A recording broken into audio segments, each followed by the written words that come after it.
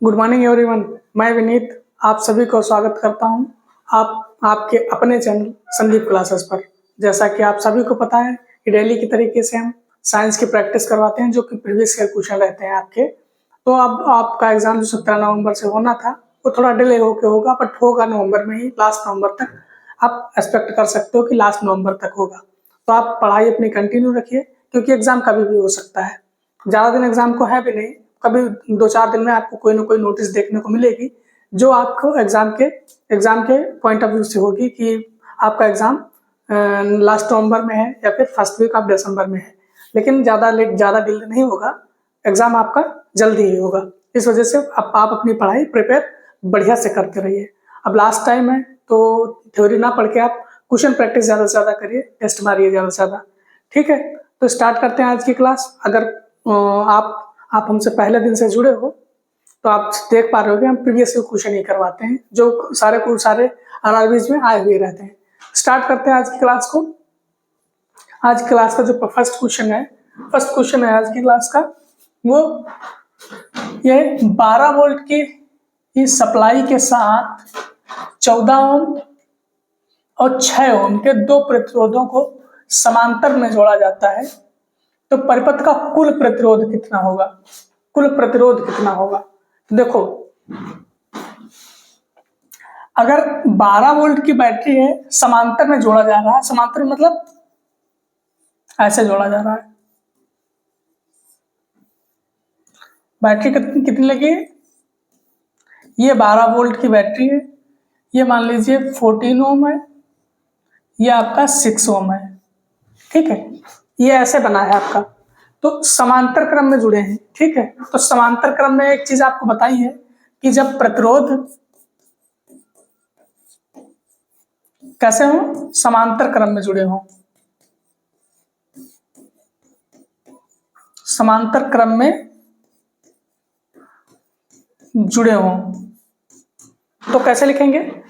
कुल प्रतिरोध उसका निकालना हो तो जितना भी प्रतिरोध होगा उसको n 1/, जो प्रतिरोध होगा 1/, में लिख के सबको जोड़ते चले जाएंगे। देखो तरीका इसका ये है, ये R टोटल है, कैसे 1/R1 1/R2 1/R3, जितना भी आपका प्रतिरोध रहेगा सब ऐसे जोड़ देंगे। ये किसमें? जब समांतर क्रम में होगा। ठीक है, इसका दूसरा भी क्वेश्चन आएगा जिसमें श्रेणी क्रम में जुड़ा होगा। श्रेणी क्रम में ये दूसरा टाइप ये आएगा जब श्रेणी क्रम में जुड़ेगा, श्रेणी क्रम में जुड़ेगा। श्रेणी क्रम में जुड़ने का मतलब ये है कि R टोटल कैसे, R1 R2 R3 ऐसे सब श्रेणी क्रम में जुड़े हैं, तो ये श्रेणी क्रम में हो गया R टोटल। ठीक है, बट हमसे क्वेश्चन क्या कह रहा है? 14 ओम और 6 ओम के प्रतिरोध समांतर क्रम में जुड़े हैं, तो समांतर क्रम में जुड़े हैं तो ये वाला अपना फॉर्मूला लगेगा, लगा लीजिए। देखिए, निकालिए 1/R टोटल। एक प्रतिरोध है 14 ओम का, दूसरा है 6 ओम का। अब देखो कैसे करोगे, क्रॉस मल्टीप्लाई कर दो, 6 14 और 14 6 84, ये कितना हुआ? 20 84। ठीक है, अगर काटोगे तो ये कितना हो जाएगा? 10 और 2 चक्कू 8, 2 दूनी 4। ठीक है, तो R टोटल कैसे निकालोगे? देखो 1/, के है तो उलट पलट दोगे इसको, तो कितना आ जाएगा? आएगा 42/10। ये कितना आएगा? 4.2 ओम ये आएगा। R टोटल कितना आएगा आपका? 4.2 ओम। ये आपका आंसर है, बट इसका नेक्स्ट स्टेप जो पूछेगा, क्योंकि उसने क्या कर दिया है, उसने कर दिया है 12 वोल्ट की बैटरी भी लगा के दी है, 12 वोल्ट की बैटरी भी लगा के दी है। तो इसके मतलब ये है कि ये क्वेश्चन एक स्टेप और बढ़ा सकता है किसी दूसरे एग्जाम में, किसी दूसरे सेट में एक स्टेप और बढ़ा देगा। वो इसमें क्या करेगा? देखो, रेजिस्टेंस आप निकलवा ही लिया, वोल्टेज दे ही दिया, कहेगा करंट बता दीजिए कितना होगा। तो जब रेजिस्टेंस निकाल लिए, वोल्टेज यहाँ दे दिया, तो करंट कैसे निकालोगे? कैसे निकाल लोगे करंट? देखो ओम्स लॉ के अकॉर्डिंग V बराबर I इंटू R, ठीक है। वोल्टेज कितना है? 12 वोल्ट। करंट इंटू रेजिस्टेंस कितना है? 4.2 ओम, ये वाला अपना टोटल। अब देखो करंट बराबर कितना हो जाएगा? 12/4.2, पॉइंट हटाओगे 0 बढ़ाओगे, ठीक है। अब कैसे? 60, 21, अब 21 से कर दो, 21 दूना 42 होता है, 2 पॉइंट समथिंग आएगा, 2 पॉइंट समथिंग एम्पियर, ठीक। ये आपका करंट आएगा। इस ये नेक्स्ट स्टेप है, ये नेक्स्ट स्टेप पूछ लेगा। ये आपका यहां तक है, तो आंसर कितना आएगा? कुल प्रतिरोध कितना आएगा? 4.2 ओम। आंसर बी करेक्ट है, ठीक है। देखते हैं next question. Next question, ultrasonic तरंगों की आवृत्ति कितनी होती है? अल्ट्रासोनिक तरंगों की आवृत्ति कितनी होती है? अल्ट्रासोनिक तरंगों की आवृत्ति कितनी होगी? अब देखो इसमें क्वेश्चन जो बनेगा कैसा बनेगा, देखो जो पहली होंगी श्रव्य तरंगे, श्रव्य तरंगे होंगी। इसके पहले जो होंगी तो अपश्रव्य होंगी, अपश्रव्य। अब इसके बाद जो होंगे अल्ट्राश्रव्य या पराश्रव्य, पराश्रव्य, ठीक है। अब देखो इनकी रेंज भी देख लो, रेंज किसकी कितनी होगी? अगर श्रव्य तरंगों की बात करेंगे तो 20 हर्ट्ज से लेके 20,000 हर्ट्ज तक, ये इसकी रेंज होगी श्रव्य की। पराश्रव्य की कितनी होगी? 20,000 हर्ट्ज से मैक्सिमम, ज्यादा, ठीक है। अगर अपश्रव्य की बात करेंगे तो 20 हर्ट्ज से कम, ठीक है। तो अब देखो श्रव्य तरंगे होंगी तो इनको कौन सुन पाएगा? इसको केवल मनुष्य सुन पाएगा, मनुष्य सुन पाएगा, ठीक है। अगर अपश्रव्य तरंगे रहेंगी तो इनको कौन सुन लेगा? कुत्ता, बिल्ली, सांप। अगर पराश्रव्य तरंगे रहेंगी तो इनको कौन सुन पाएगा? देखो इसको सुन पाएगा चमगादड़, डॉल्फिन,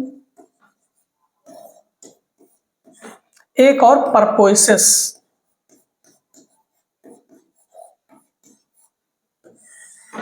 ठीक है। ऐसा कहते हैं हाथी भी सुन लेता है, ठीक है। तो ये तरंगे आपकी हुई कितने तरीके की? 3 तरीके की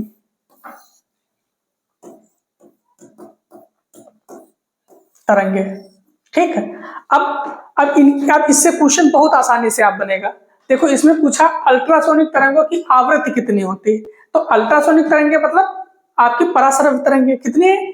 20,000 हर्ट्ज से ज्यादा, 20,000 हर्ट्ज से ज्यादा। देख लीजिए 20 हर्ट्ज और 20 किलो हर्ट्ज, 20 हर्ट्ज और 20 किलो हर्ट्ज की रेंज कितनी है? श्रव्य तरंगों की। किसकी? श्रव्य तरंगों की। ये श्रव्य तरंगे हैं, ठीक है, ऑडिबल वेव्स। तो ये तो होगा नहीं। 20 हर्ट्ज से कम, 20 हर्ट्ज से कम कौन है भाई? आपकी अपश्रव्य तरंगे, पराश्रव्य तरंगे नहीं है, या फिर अल्ट्रासोनिक तरंगे नहीं है। फिर सी ऑप्शन क्या है? 20 किलो हर्ट्ज से ज्यादा, हाँ 20 किलो हर्ट्ज से ज्यादा। देखो 20,000 लिखा है तो इसको 20 किलो हर्ट्ज भी लिख सकते हैं, या देखो ऐसे भी लिख सकते हो ना, इसको 20 किलो हर्ट्ज लिख सकते हो कि नहीं लिख सकते हो? अब 3 जीरो है तो उसका किलो लिख दिया, तो देखो 20 किलो हर्ट्ज से ज्यादा, तो हाँ ये ऑप्शन आपका करेक्ट होगा, 20,000 हर्ट्ज से ज्यादा होगा। कोई भी वेवलेंथ निर्धारित नहीं है, नहीं गलत, ये तो गलत है सरासर, ठीक है। तो ऑप्शन आपका सी करेक्ट होगा। ये चार्ट आप प्रॉपर नोट करिए, प्रॉपर रीड करते रहिए, भूलिए नहीं, क्योंकि इससे क्वेश्चन कहीं ना कहीं बनी जाता है। पूछ लेगा कि पराश्रव्य तरंगे कौन कौन सुन सकता है, अपश्रव्य तरंगे कौन कौन सुन सकता है, ऑडिबल रेज वेव्स कितनी कौन सी होंगी, उसकी रेंज क्या होगी, कुछ ना कुछ क्वेश्चन पूछ ही लेता है। देखते हैं नेक्स्ट क्वेश्चन। देखो सेम क्वेश्चन, सेम सेट में क्वेश्चन, एक ही टॉपिक से 2 क्वेश्चन पूछे गए। मनुष्य के लिए ध्वनि श्रव्य की सीमा कितनी है? कितनी थी अभी? देख लो कितनी है, कितनी है मनुष्य के लिए? मनुष्य के लिए कितनी है? 20 हार्ट से 20 किलो हार्ट। तो आंसर कितना हो जाएगा इसका? आंसर हो जाएगा 20 हार्ट से 20 किलो हार्ट या 20,000। ठीक है, तो देखो 2 हार्ट से ये ऐसे काट दो, ये भी काट दो, और ये देखो 2000, तो ऐसे काट दो। आंसर सी आपका करेक्ट है। ठीक, देखते हैं नेक्स्ट क्वेश्चन। नेक्स्ट क्वेश्चन है, खाने का नमक NaCl किससे बना होता है? खाने का नमक NaCl किससे बना होगा? तो किससे बना होगा खाने का नमक NaCl? देखो, अम्ल प्लस क्षार मिलके क्या बनाएंगे? लवण प्लस जल बनाएंगे। अम्ल क्या होगा? ये मजबूत अम्ल होगा,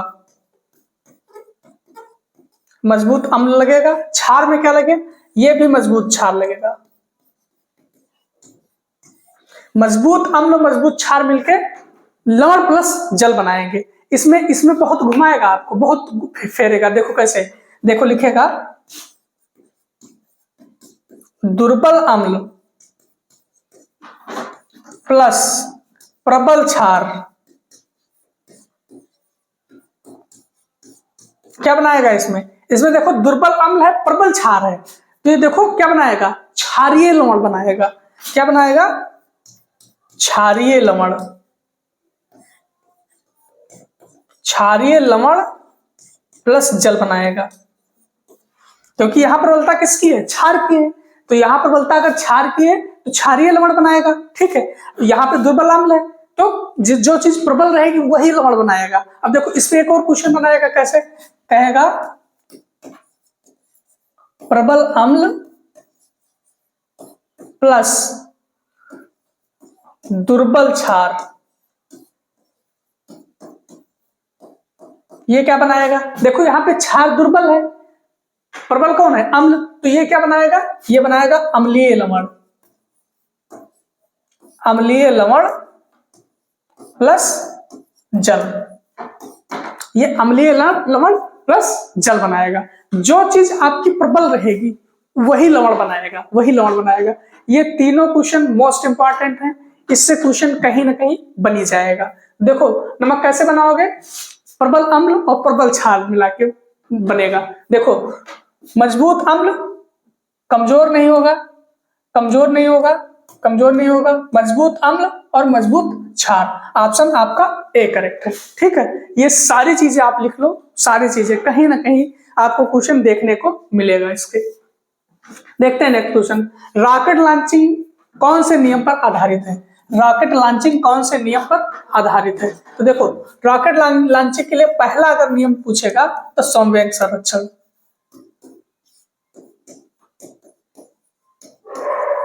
ठीक, अगर दूसरा आंसर की बात करें, अगर पहला आंसर नहीं रहेगा आपके ऑप्शन पे, तो दूसरा ऑप्शन मिलेगा आपको न्यूटन का कौन सा लॉ? न्यूटन्स थर्ड लॉ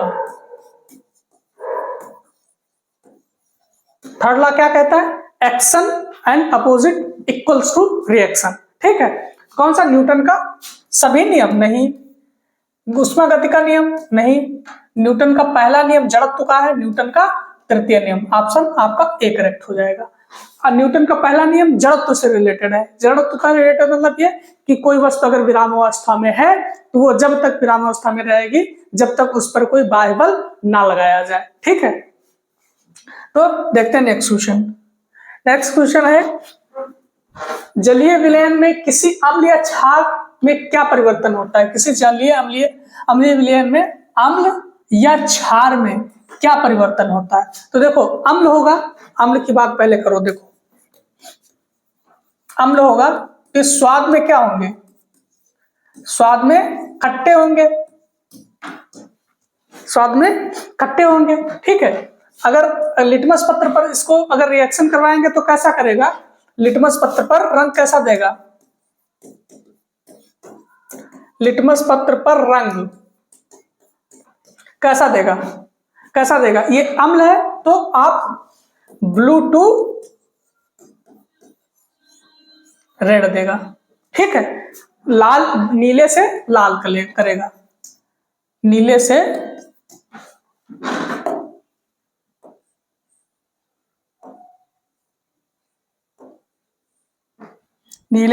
लाल करेगा।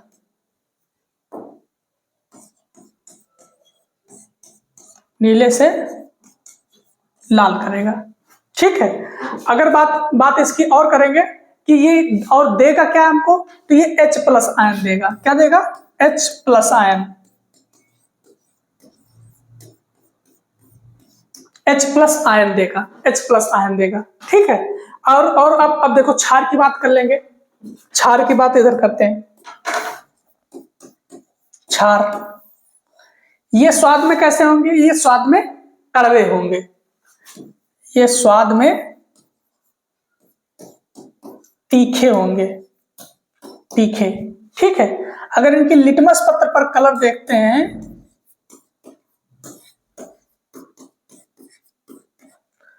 लिटमस पत्र पर अगर रंग की बात करते हैं तो कैसा होगा? कैसा होगा?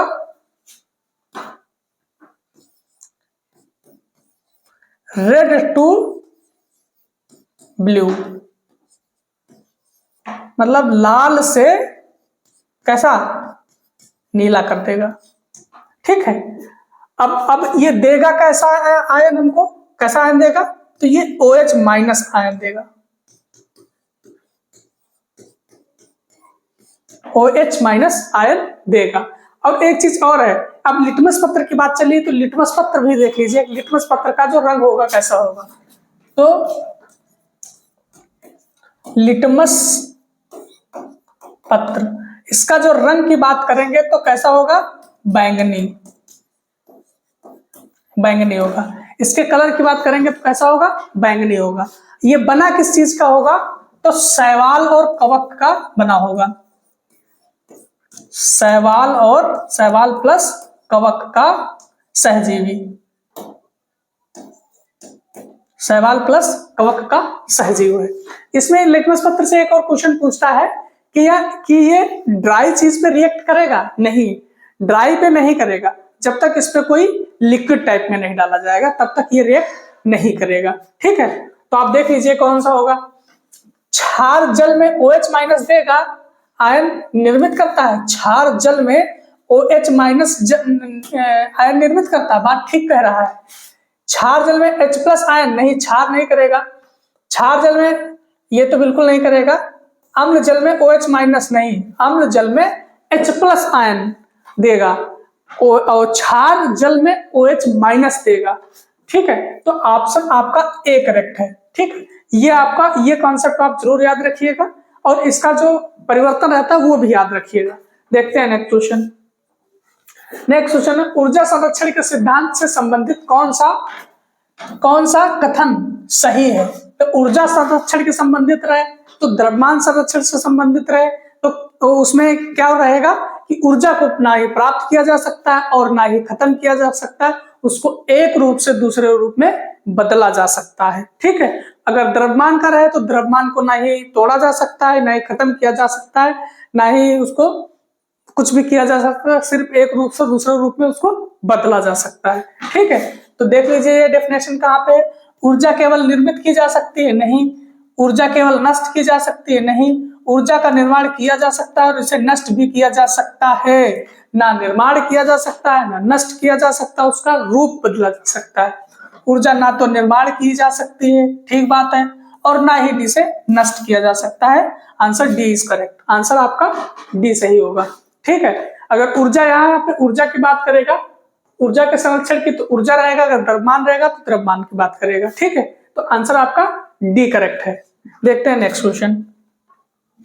नेक्स्ट क्वेश्चन है, रुधिर के संबंध में निम्नलिखित कथनों पर विचार कीजिए और नीचे दिए गए कूट से सही उत्तर चुनिए। देखो ये रुधिर वाटिका की बात करेंगे तो WBC की बात कर रहा, सॉरी RBC की बात कर रहा है।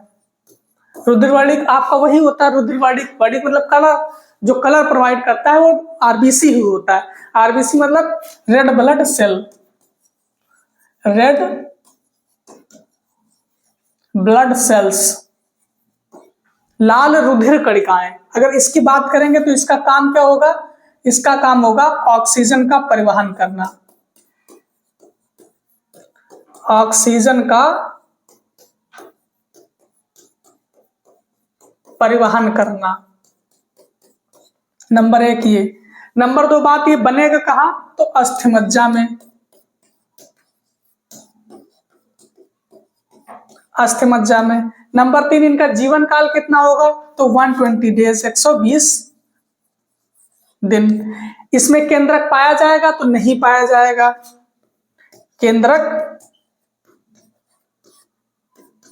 एब्सेंट। ठीक है, पाया किस में जाएगा? तो लामा और कूट के आरबीसी में केंद्रक पाया जाता है। ठीक है, अब अगर बात करेंगे, ये लाल रंग होता किसके कारण है? तो हीमोग्लोबिन के कारण, हीमोग्लोबिन के कारण क्या होता है? इसका कलर लाल होता है। ठीक है, अब पढ़ो ऑप्शन इसके, देखो कौन सही है।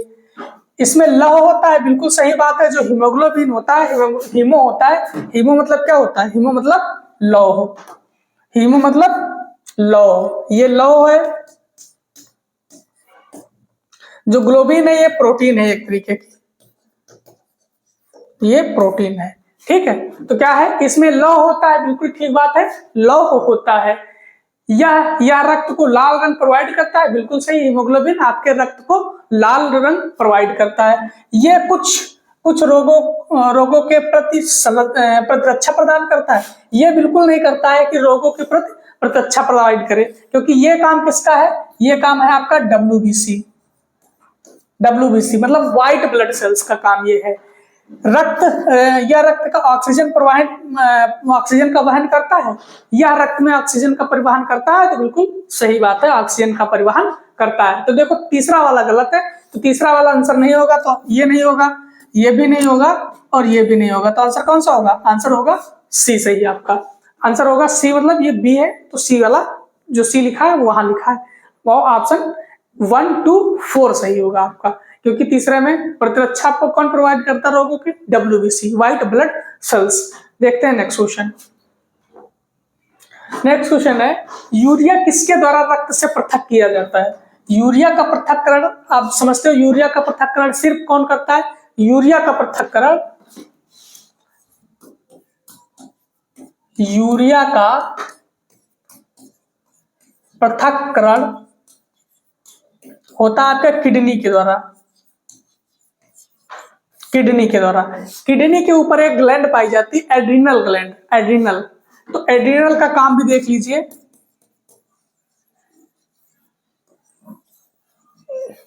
इसका काम होता है, सबसे पहली बात, नमक की मात्रा को कंट्रोल करना, नमक की मात्रा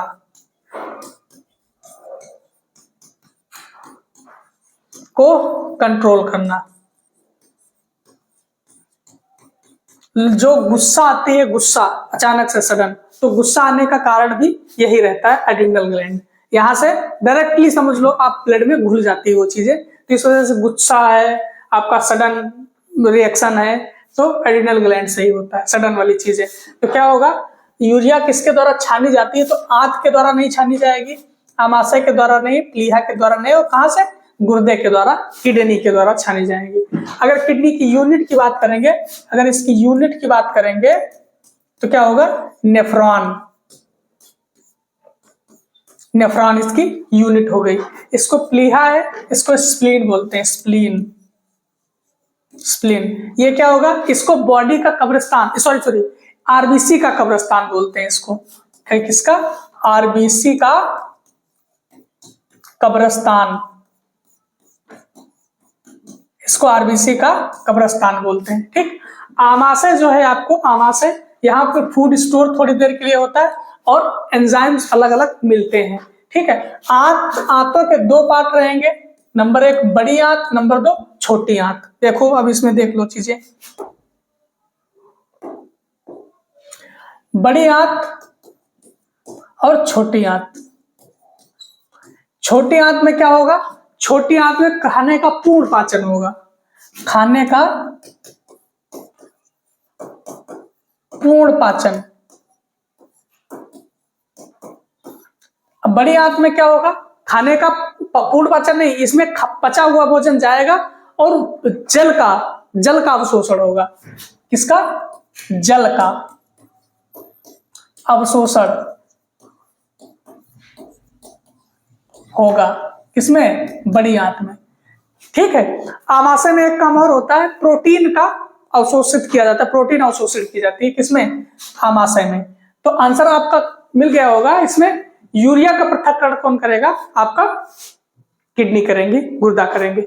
ये सारी चीजें भी जानना आपके लिए बहुत जरूरी है। देखते हैं नेक्स्ट क्वेश्चन। नेक्स्ट क्वेश्चन है, निम्नलिखित में से कौन सा मानव गुर्दे का सामान्य कार्य नहीं है? सामान्य कार्य नहीं है पूछा उसने। जो काम उसके हैं पहले ये देख लो, अपने आप निकल आएगा आंसर। ये कई हार्मोनों का स्रावन करता है। अभी हमने बताया किडनी के ऊपर एक एड्रिनल ग्लैंड होती है, तो बहुत सारे हार्मोन उससे सिक्रेट होते हैं। तो ये तो आंसर है आपका। ये यूरिया को छान कर बाहर निकालता है, बिल्कुल सही, अभी बताया मैंने। यूरिया को छानने में ये हेल्प करता है।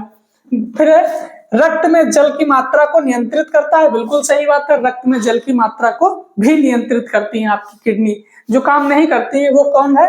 रक्त में शर्करा की मात्रा को कंट्रोल करना, ये काम नहीं करती। रक्त में शर्करा की मात्रा को कंट्रोल करता है कौन? पेनक्रियाज। पेनक्रियाज मतलब पेनक्रियाज में एक होता है आपका कौन सा? बीटा सेल्स, जो कि आपका मधुमेह रोग, अगर बीटा सेल्स अगर कम पड़ती हैं तो उसमें शुगर की मात्रा शरीर में बढ़ती जाती है। शुगर की मात्रा बढ़ती जाएगी तो उसमें मधुमेह रोग हो जाता है। इसकी कमी से मधुमेह रोग हो जाएगा। ठीक है। तो आंसर कौन सा हो जाएगा? आंसर हो जाएगा बी आपका, क्योंकि पूछ रहा है कौन सा कार्य नहीं है। ठीक है। देखते हैं नेक्स्ट क्वेश्चन। गुब्बारों में कौन सी गैस भरी होती है? देखो क्वेश्चन इससे बहुत पूछे जाएंगे। क्वेश्चन पूछा जाएगा गुब्बारों में कौन सी गैस भरी जाएगी? चिप्स के पैकेट में। चिप्स में कौन सी गैस भरी होगी? ठीक है। फुटबॉल में, वायुयान के टायरों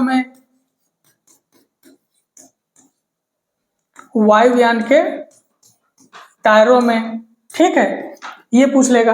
और पूछेगा आपसे, देखो चिप्स में तो नाइट्रोजन भरी होगी, फुटबॉल में कौन सी भरी होगी? नाइट्रोजन भरी होगी। ठीक है। अगर वायुयान की बात करेंगे तो इसमें कौन सी भरी होगी? इसमें भरी होगी हीलियम या फिर कभी कभी नाइट्रोजन भी। ठीक है। अब गुब्बारे में कौन सी गैस भरी होगी? तो हीलियम गैस भरी होगी। कौन सी? हीलियम। आर्गन अक्रिय गैस है, अक्रिय गैस है। ये कहां भरी जाएगी? ये बल्ब में भरी जाएगी। ठीक है। ऑक्सीजन की अगर एटमॉस्फेयर में मात्रा पूछे कितनी है? 21% है। हाइड्रोजन एकमात्र ऐसी गैस है, एक ईंधन भी है जो कि सबसे प्योरेस्ट फॉर्म ईंधन का है। सबसे कम पोल्यूशन होता है आपके हाइड्रोजन से। ठीक है। ये सारी चीजें आप नोट करते चलिए। देखते हैं नेक्स्ट क्वेश्चन। नेक्स्ट क्वेश्चन है, किसी पिंड को पृथ्वी से चंद्रमा पर ले जाने पर, किसी पिंड को पृथ्वी से चंद्रमा पर ले जाने पर, किसी भी पिंड को आप कहीं भी ले जाइए, द्रव्यमान कभी नहीं बदलेगा, उसका मास कभी नहीं बदलेगा। जो परिवर्तन आएगा उसको भार में उसके परिवर्तन आएगा, जो कि उसके गुरुत्वाकर्षण जी के कारण होगा। ठीक है। जी के कारण मतलब W बराबर m इंटू जी पढ़े होगे। तो ये जी जहां पर रहेगा, जी जहां पर रहेगा उसके मास मल्टीप्लाई होता है, इस वजह से उसका भार घटता बढ़ता रहता है। बट जो द्रव्यमान है ये कांस्टेंट रहता है,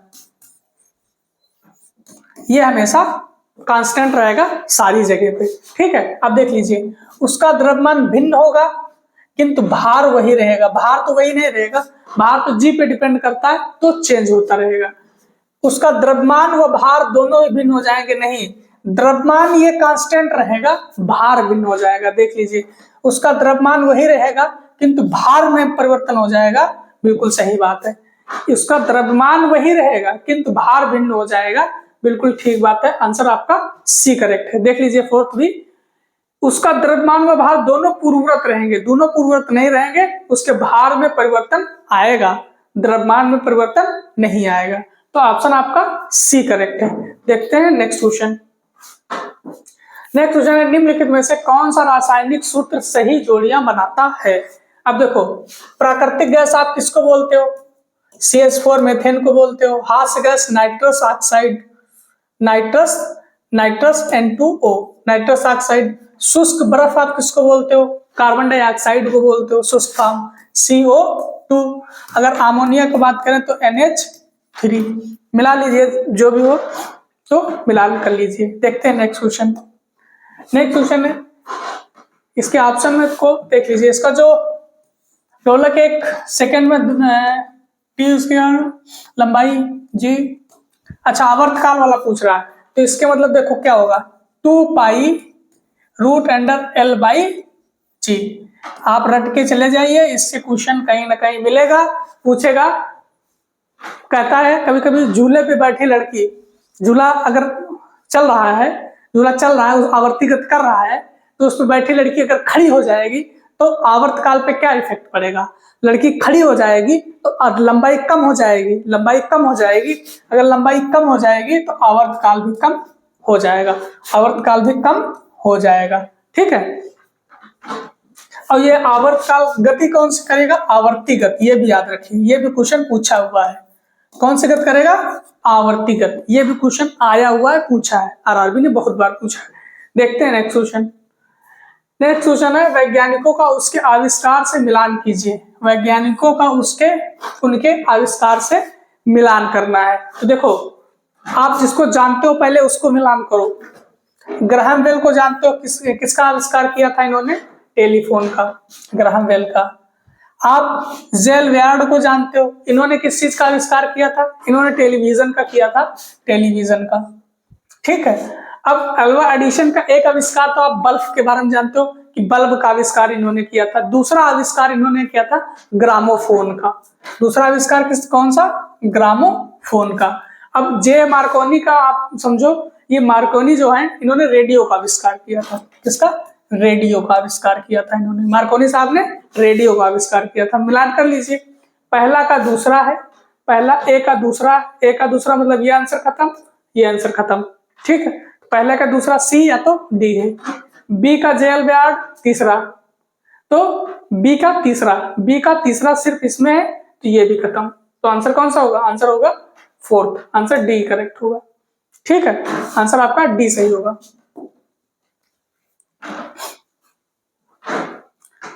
आंसर डी सही होगा।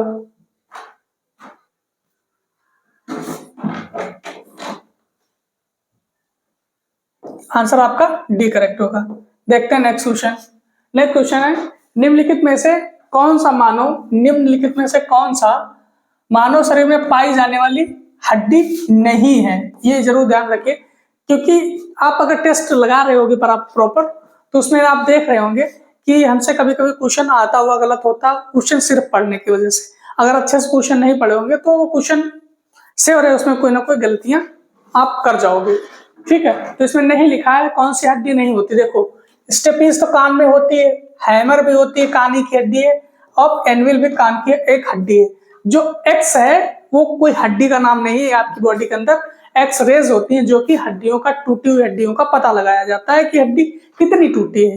ठीक है, तो एक्स क्या है? रेज है। रोंटगन साहब ने इसकी खोज की थी। ठीक है, तो देखते हैं नेक्स्ट क्वेश्चन। नेक्स्ट क्वेश्चन है, नी कैप को क्या कहा जाता है? नी कैप मतलब ये पैर की हड्डी है। हड्डी मतलब जो पैर की आप गांठ इसको बोलते हो, गांठी के ऊपर जो हिलता डुलता रहता था, जिसको पटेला बोलते हो ना, कटोरी जैसी, वो होती है नी कैप। तो पैर की हड्डी है कटोरी जैसी, कटोरी जैसी है, तो उसको क्या बोलते हैं? उसको बोलते हैं पटेला। क्या बोलेंगे उसको? पटेला। आंसर बी करेक्ट है। देखो, पैर के अगले भाग में जो हड्डी होगी, ये आंसर नहीं मार देना, पैर के अगली भाग में जो हड्डी होती है उसको क्या बोलेंगे? टीबिया बोलते हैं। उसको क्या बोलते हैं? टीबिया। इसको टीबिया बोलते हैं। ठीक है, तो कंधे की हड्डी भी है और माइलस की हड्डी भी नहीं है। तो आंसर कौन सा होगा? आंसर आपका पटेला बी सही होगा। देखते हैं नेक्स्ट क्वेश्चन।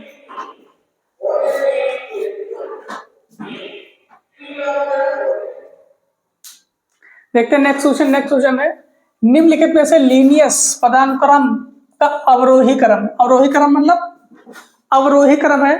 अवरोही क्रम मतलब सबसे बड़ा फिर छोटा फिर उससे छोटा फिर उससे छोटा सबसे बड़ा।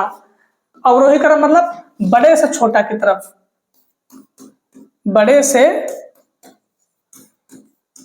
छोटे की तरफ, बड़े से छोटे की तरफ। ठीक है, ये अवरोही क्रम हुआ। तो अब सबसे बड़ा कौन सा जगत में होता है? तो जगत में सबसे बड़ा जगत, सबसे छोटी जात, जात। तो देख लीजिए सर, सबसे नंबर 1 पर ये और सबसे लास्ट में ये हो जो वही आंसर होगा। तो सबसे बड़ा जगत है, सबसे बड़ा जगत तो है, तो ये नहीं होगा ऑप्शन। जगत है, वंश, देखो संघ नहीं होगा लास्ट में और गढ़ भी नहीं लास्ट में होगा। सबसे बड़ा जगत, लास्ट में जात सबसे छोटी।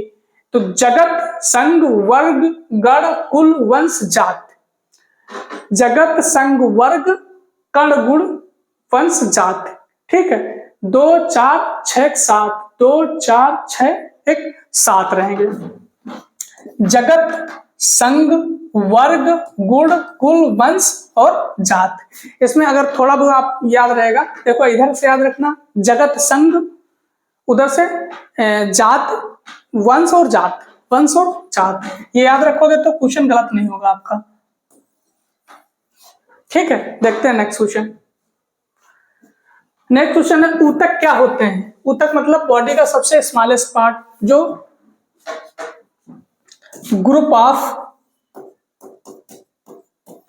सेल्स, जो सेल्स का जो ग्रुप होता, सेल जो कोशिकाओं के समूह को ऊतक कहते हैं, ऐसा भी ऐसा समझिए।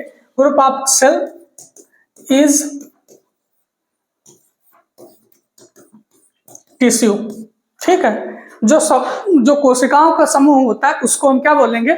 उसको हम ऊतक बोलेंगे। ठीक, ये कैसे होंगे? ये देखने में और कार्य करने में एक जैसे होंगे, समान रहेंगे। बस देख लीजिए आंसर। इसकी डेफिनेशन है ऐसे कि वे कोशिकाएं जो मूल रूप से दिखने और कार्य करने में समान होती है उनको हम ऊतक कहते हैं। वे कोशिकाएं जो मूल रूप से समान होती है, बिल्कुल ठीक बात है, परंतु दिखने में और कार्य करने में भिन्न नहीं, दिखने और कार्य करने में भी समान होते हैं। वे कोशिकाएं जो मूल रूप से भिन्न होती नहीं, वे कोशिकाएं मूल रूप से दिखने और कार्य करने में नहीं, गलत। वे कोशिकाएं जो मूल रूप से दिखने और कार्य करने में समान होती हैं उनको हम क्या बोलते हैं? ऊतक बोलते हैं। तो ऑप्शन आपका डी सही हो जाएगा। देखते हैं नेक्स्ट क्वेश्चन। नेक्स्ट क्वेश्चन है कार्ल लिनियस को किस रूप में जाना जाता है? तो कार्ल लिनियस को फादर ऑफ टैक्सोनॉमी के बोलते हैं इनको। कार्ल लिनियस को टैक्सोनॉमी के पिता बोलते हैं। तो देख लीजिए, टैक्सोनॉमी के पिता, father of taxonomy. Father of plant नहीं, फादर ऑफ एटम नहीं, फादर ऑफ एनिमल साइंस नहीं। तो आंसर कौन सा होगा? आंसर आपका ए करेक्ट हो जाएगा। तो कैसा लगा आपको सेशन आज का हमारा? अगर सेशन अच्छा लगता है तो अपने दोस्तों में शेयर करिएगा और चैनल को सब्सक्राइब भी करके रखिएगा। धन्यवाद, थैंक यू।